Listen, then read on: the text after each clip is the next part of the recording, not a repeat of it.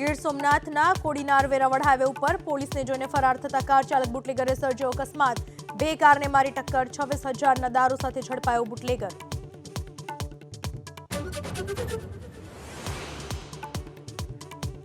શેરડીની આડમાં વિદેશી દારૂની હેરાફેરીનો વલસાડમાં પર્દાફાશ। પારડીના બગવાડા ટોલનાકા નજીકથી ઝડપાયો વિદેશી દારૂનો જથ્થો।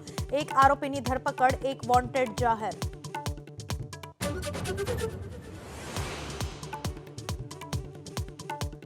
બનાસકાંઠાના ડીસામાં બળવો કરીને વિધાનસભાની ચૂંટણીમાં અપક્ષ ઉમેદવાર બનેલા લેબજી ઠાકોર કરશે કેસરિયા।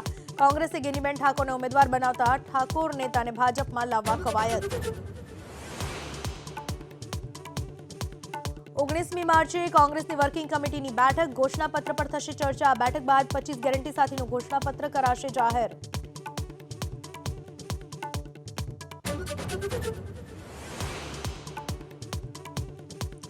દત્તાત્રેય હોસબોલે ફરી બન્યા રાષ્ટ્રીય સ્વયંસેવક સંઘના સહકાર્યવાહક।